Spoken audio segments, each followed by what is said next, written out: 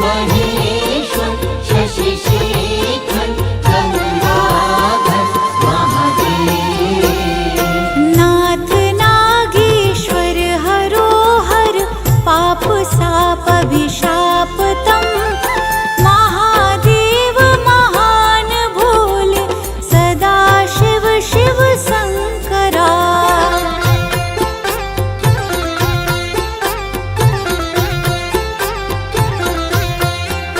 हे महेश्वर शशिशेखर गंगाधर महादेव।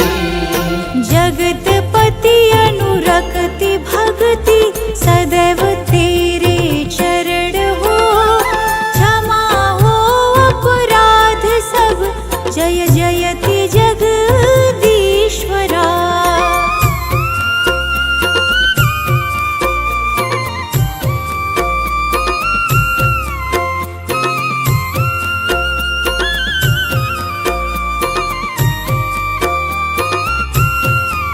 हे महेश्वर शशिशेखर गंगाधर महादेव।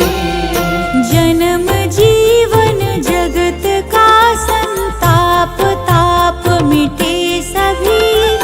ओम नमः शिवाय मन जपता रहे पंचाक्षरा।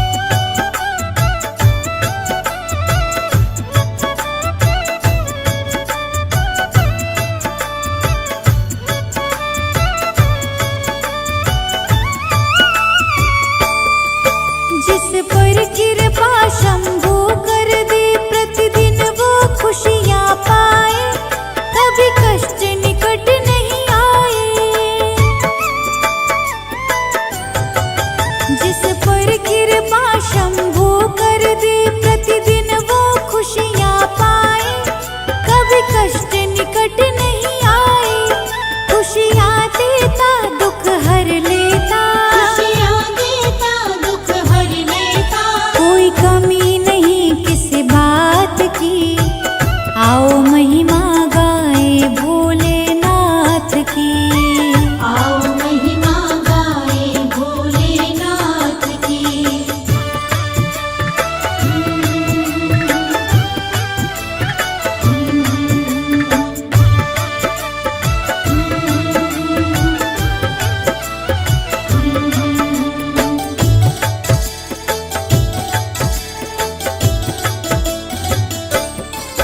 गुणगान करो शिव ध्यान करो, शिव से वरदान मिलेगा, उपवन जीवन का खिलेगा।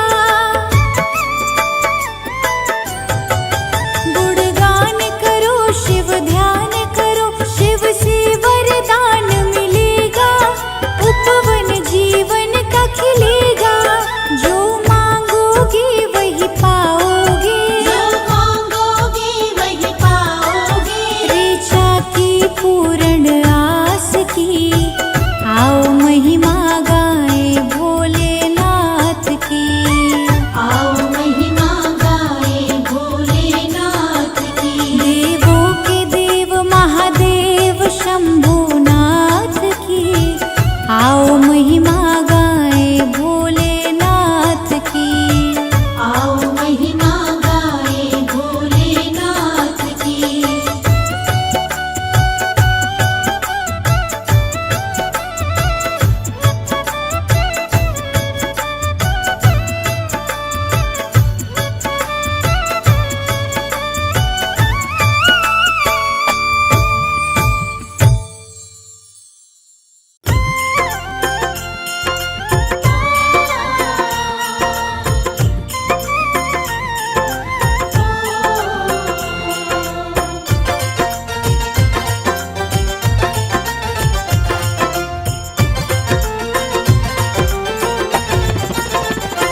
काशी में ही डेरा हो, काशी में ही डेरा हो। खुशियों का सवेरा हो। खुशियों का सवेरा हो। चरण हो भोले के जहाँ पर सिर मेरा हो। चरण हो भोले के जहाँ पर सिर मेरा हो। चरण हो भोले के जहाँ पर सिर मेरा हो।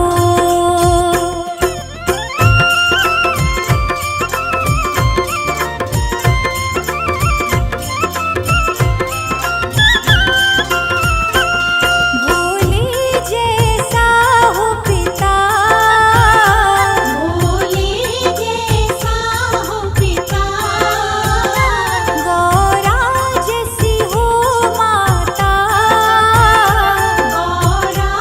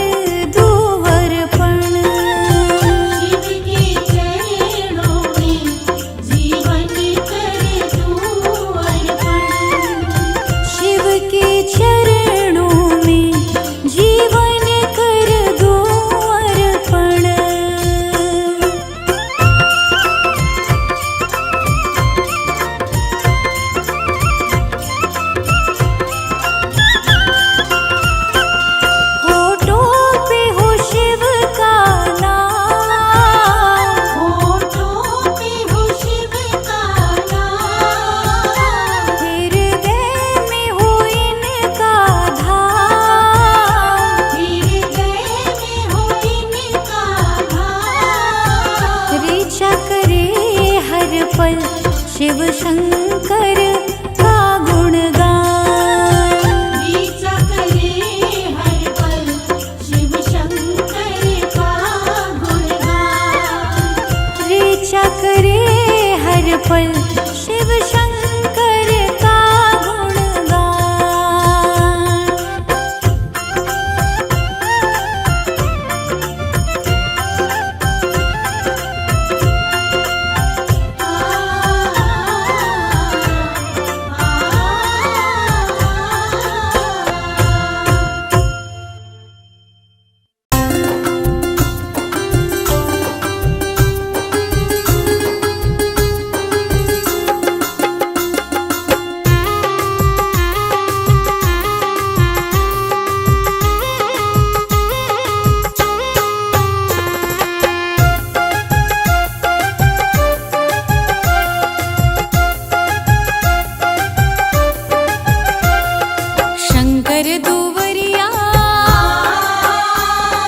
शंकर दुवरिया बड़ा नीक लागे। नीक लागे शंकर के वड़िया बड़ा नीक लागे। नीक लागे शंकर दुवरिया बड़ा नीक लागे। नीक लागे शंकर के वड़िया बड़ा नीक लागे।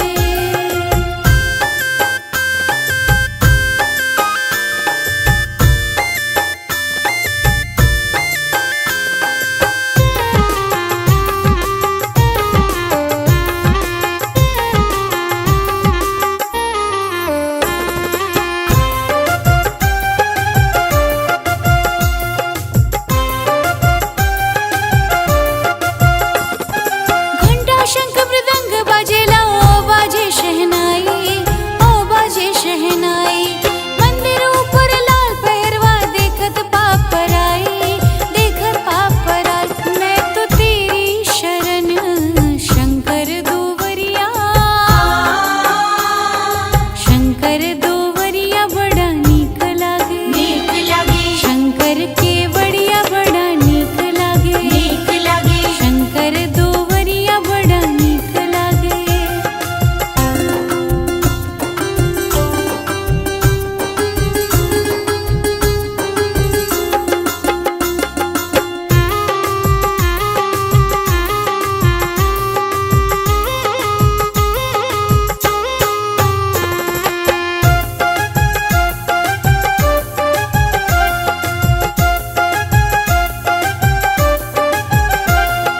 मैं तो अनाथ कृपा कर मुझ पर। जय हो शंकर तेरी। जय हो शंकर तेरी। आस लगाए आई हूँ मैं हर दो विपदा मेरी।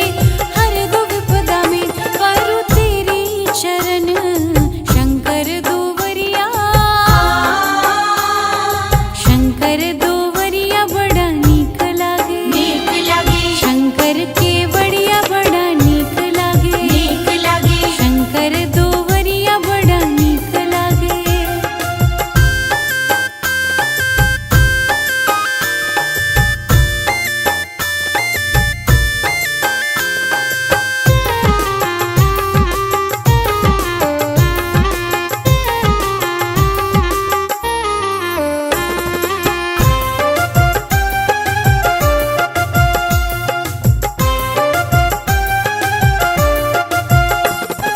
देवों में महादेव हो तुम। दानी में महादानी। दानी में महादानी। दर्श दिखा दो मेरे प्रभुर। मैं तो हूँ अज्ञानी। मैं तो हूँ अज्ञान। करूँ तेरा सुमिरन शंकर दुवरिया। शंकर दुवरिया बड़ा नीक लागे। नीक लागे शंकर के वड़िया बड़ा नीक लागे। नीक लागे शंकर दुवरिया बड़ा नीक लागे।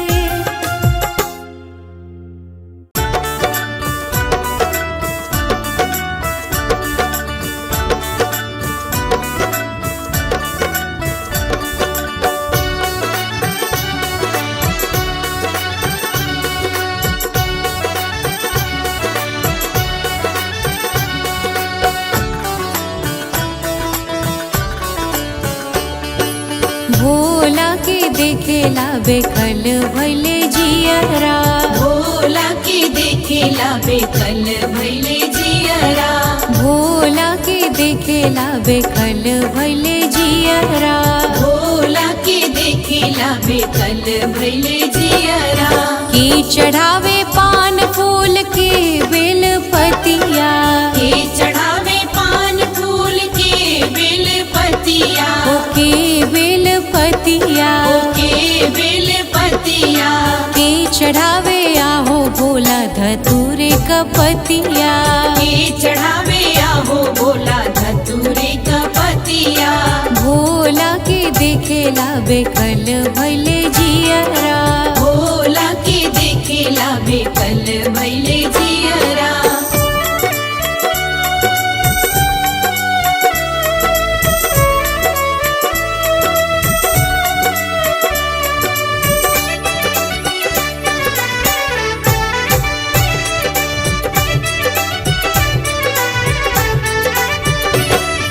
पंडित चढ़ावे पान फूल पूजारिन बेल पतिया पंडित चढ़ावे पान फूल पूजारिन बेल पतिया पूजारिन बेल पतिया पूजारिन बेल पतिया हम चढ़ाई आहो भोला धतूरे कपतिया हम चढ़ाई आहो भोला धतूरे का पतिया भोला के देखेला बेकल भैले जियरा भोला के देखेला बेकल भैले जियरा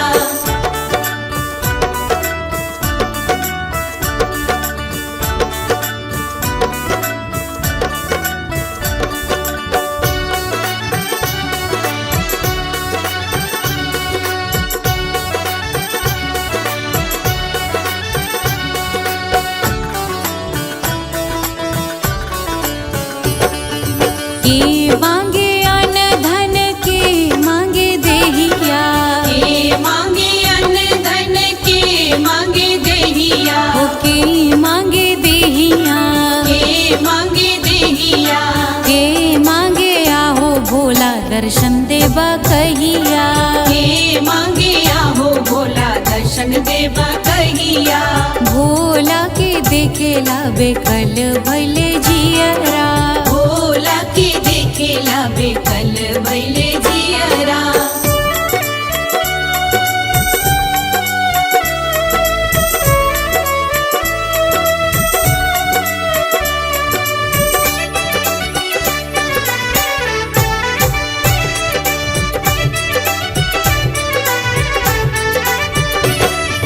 पंडित मांगे अन धन पूजारिन मांगे देहिया पंडित मांगे अन्न धन पूजारिन मांगे देहिया पूजारिन मांगे देहिया पूजारिन मांगे देहिया हम मांगी आहो भोला दर्शन देवा कहिया हम मांगी आहो भोला दर्शन देवा कहिया भोला के देखेला बेकल भैले जियरा भोला के देखेला बेकल भैले जियरा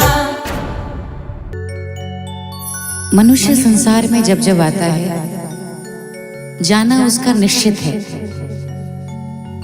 कोई फूल ना बाग में ऐसा खिला खिल के ना जिसे मुरझाना पड़ा। विधि का यह अटल विधान रहा, जिसे आना पड़ा उसे जाना पड़ा। तो जो आते हैं उसका जाना तो निश्चित है, लेकिन हमारे साथ क्या जाएगा? तो हम हरि भजन की तैयारी कर ले, इसके अतिरिक्त और कुछ साथ जाने वाला नहीं है। आइए विचार करते हैं मिलके। कामे नयाई डॉलर रुपया रामा जाते बिरिया। कामे नयाई रुपया डॉलर रामा जाते बिरिया। कामे नाई डॉलर रुपया रामा जाते बिरिया। कामे नाई डॉलर रुपया रामा जाते बिरिया।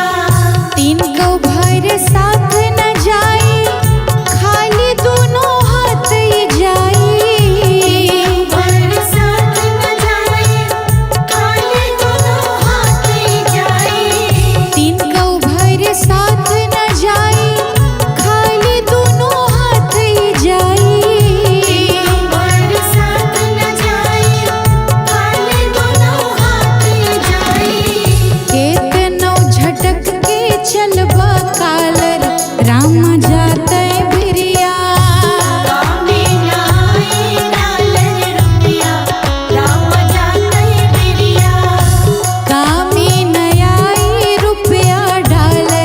राम जाते बिरिया।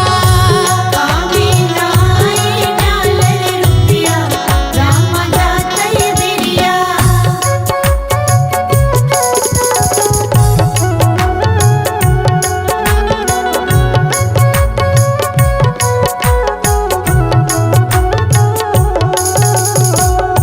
कामे नाई डालर रुपया राम जाते बिरिया।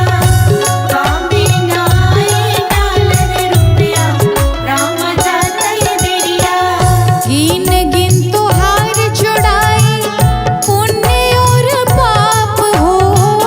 गिन गिन तोहार जुड़ाई पुण्य और पाप हो। गिन गिन तोहार जोड़ाई पुण्य और पाप हो।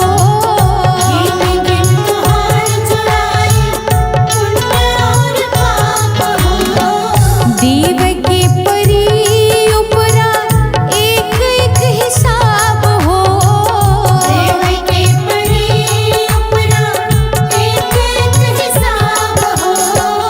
चैला से भुजाई देहिया है राम जाते बिरिया। कामे नाई डालर रुपया राम जाते बिरिया।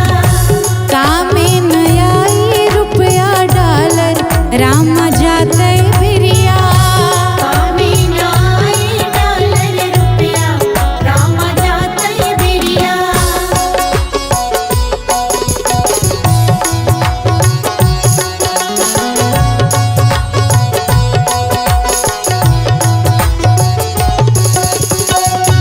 कामे नाई डालर रुपया राम जाते बिरिया। कामे नाई डालर रुपया राम जाते बिरिया। झूठऊ करत सुखा इतना अभिमान हो। करत सुखा इतना अभिमान हो। झूठऊ करत सुखा इतना अभिमान हो। करत सुखा इतना अभिमान हो। एक ये जगहिया बाटे सब कर ठिकान हो। एक जगैया बाटे सब घर ठिकान हो। सजिला जाके कितनो ब्यूटी पार्लर राम जाते बिरिया। कामे नाई डालर रुपया राम जाते बिरिया। कामी नयाई रुपया डालर राम जाते बिरिया। कामे नाई डालर रुपया राम जाते बिरिया। ओ कामी नयाई रुपया डालर राम जाते बिरिया। कामे नाई डालर रुपया राम जाते बिरिया।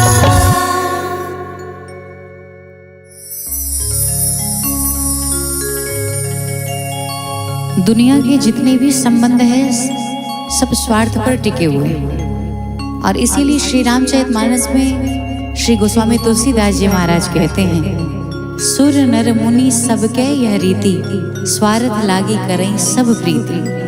पर परमात्मा का संबंध ऐसा नहीं है, वह निस्वार्थ होकर भक्त उसको जब जब याद करता है तो वो भक्तों के पास आ जाता है। जिस समय गज ग्राह गज के पांव को पकड़ करके पानी में खींच रहा है और गज निकालना चाहता है, पर जलजीव होने के कारण ग्राह मजबूत है, शक्तिशाली है और वह गज अपने पांव को बाहर नहीं निकाल पा रहा। परिवार वालों से सहायता की अपेक्षा करता है, लेकिन परिवार वालों ने थोड़ी सहायता भी की, पर जब उनको समझ में आ गया कि अब इनको काल ले जाने वाला है, तो परिवार वालों ने भी छोड़ दिया उनका साथ। शास्त्रों में कई कथाएं ऐसी आती हैं माता द्रौपदी के भी जीवन में। जब तक पति से अपेक्षा थी, पतियों ने साथ नहीं दिया, लेकिन जब परम पिता से अपेक्षा की तो तत्क्षण परमात्मा उनके सामने आ गया। लेकिन सत्यता यही है कि संसार के जो संबंध होते हैं वो पानी में निकले बुलबुले की तरह होते हैं। ये कब समाप्त हो जाए इसकी कोई गारंटी नहीं होती। इसका कोई स्तर नहीं होता। और इसीलिए संतों ने खूब कहा है कि देख लिया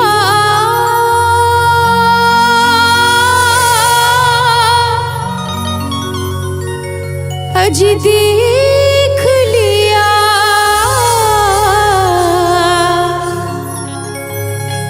कि देख लिया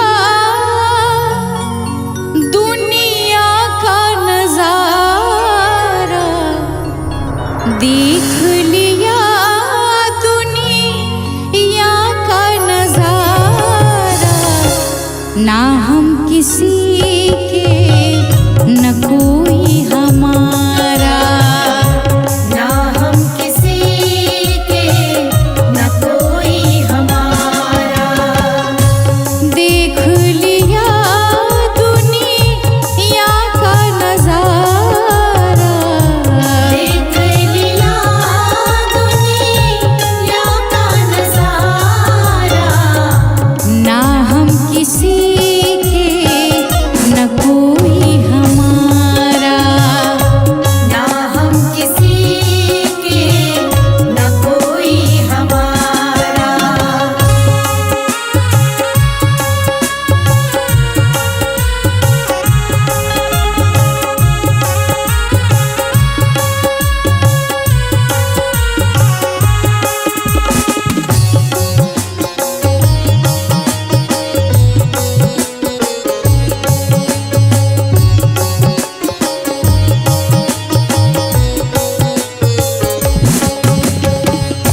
ना हम किसी के न कोई हमारा, ना हम किसी के न कोई हमारा। झूठी है दुनिया, झूठी ये नाते, झूठी है दुनिया, झूठे नाते। ओ झूठी है दुनिया, झूठी ये नाते, झूठी है दुनिया, झूठे नाते। ओ झूठी ये रिश्ते, झूठी ये बातें, झूठे रिश्ते, झूठी बातें। ओ झूठा ये देखा, झूठा ये देखा संसार सारा। ना हम किसी के न कोई हमारा, ना हम किसी के न कोई हमारा। ना हम किसी के न कोई हमारा, ना हम किसी के न कोई हमारा।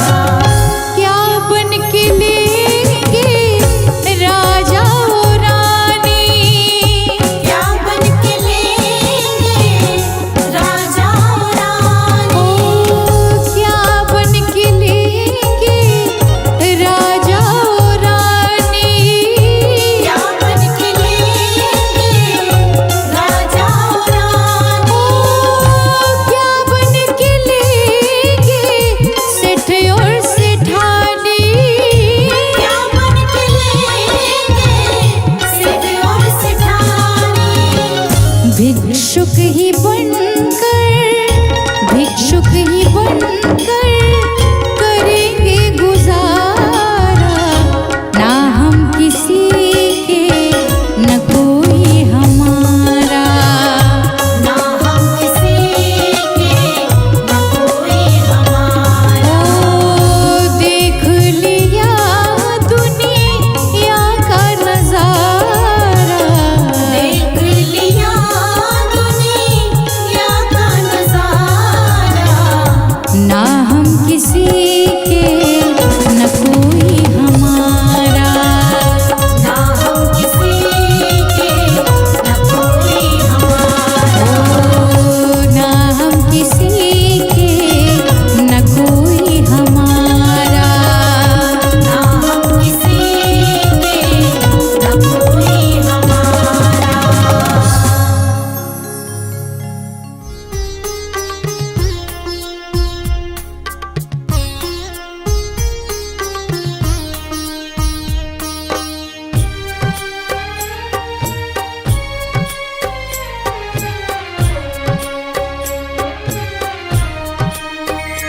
तूने अजब रचा भगवान खिलौना माटी का। तूने अजब रचा भगवान खिलौना माटी का। माटी का रे माटी का, माटी का रे माटी का। तूने अजब रचा भगवान खिलौना माटी का। तूने अजब रचा भगवान खिलौना माटी का।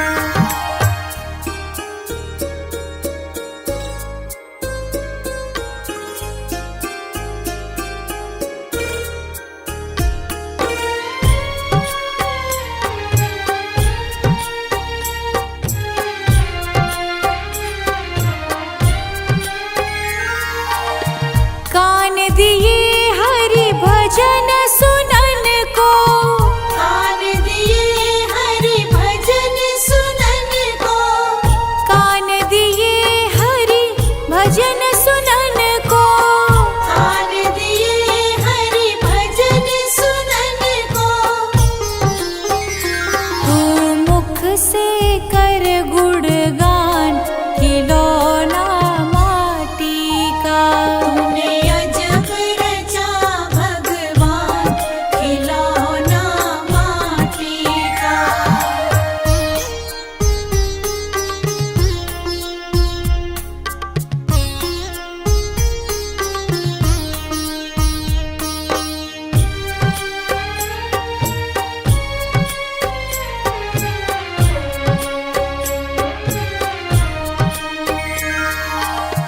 जिह्वा दी हरि भजन करन को। जीवा दी हरि भजन करन को। जिह्वा दी हरि भजन करन को। जीवा दी हरि भजन करन को। दी आँखें कर पहचान खिलौना माटी का। तूने अजब रचा भगवान खिलौना माटी का।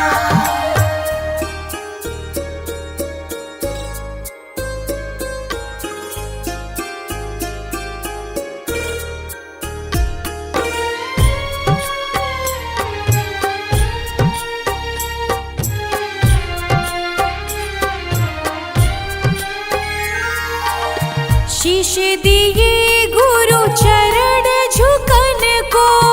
शीश दिए गुरु चरण झुकन को। शीश दिए गुरु चरण झुकन को। शीश दिए गुरु चरण झुकन को। और हाथ दिए कर दान खिलौना माटी का। तूने अजब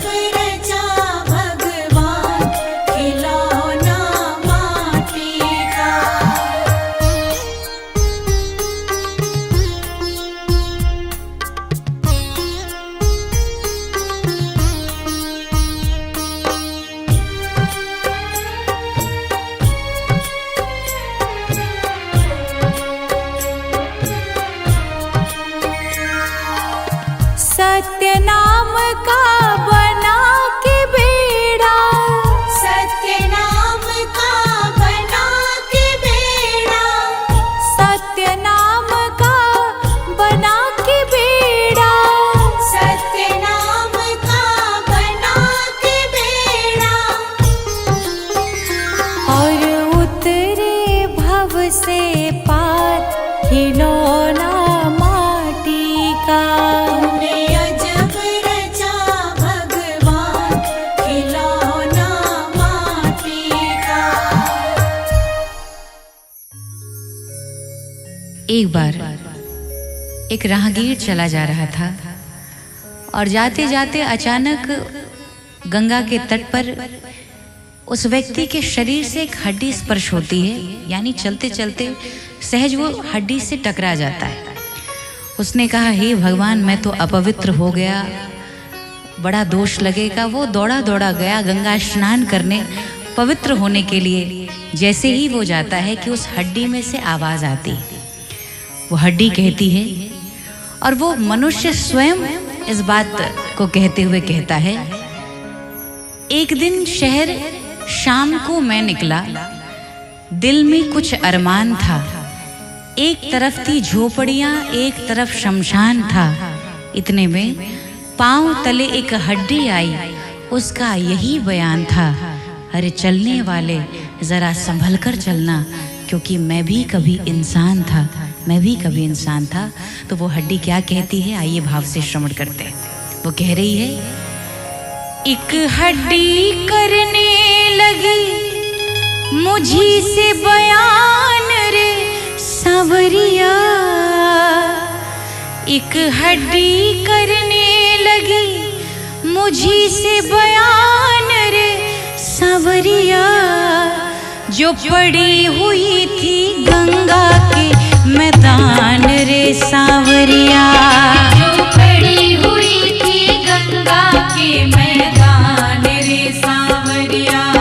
जो पड़ी हुई थी गंगा के मैदान रे सांवरिया। ओ एक हड्डी करने लगी मुझी से बयान रे सांवरिया। एक हड्डी करने लगी मुझी से बयान रे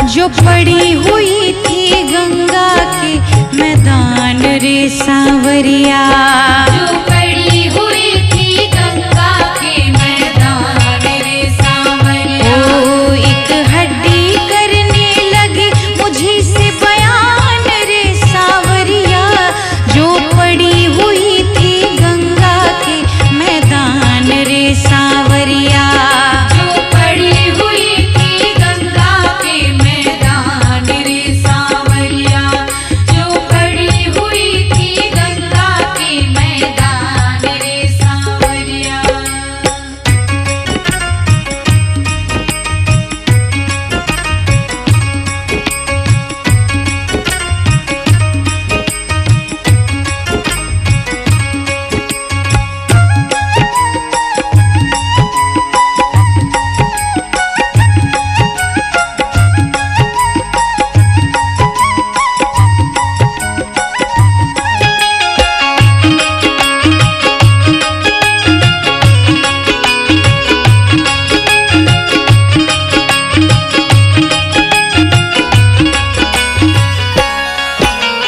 हो गई बेकार सभी जब निकल गई वो ज्योति है, कहाँ गए वो घर की साधना, कहाँ वो हीरा मोती है।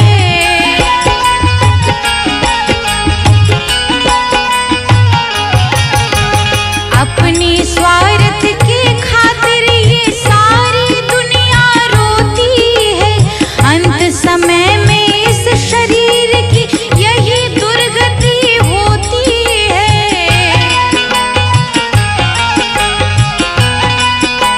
और वो हड्डी बड़ी सुंदर बात कहती है हम सभी को सीखने योग्य, और आखिरी में यही सार निकला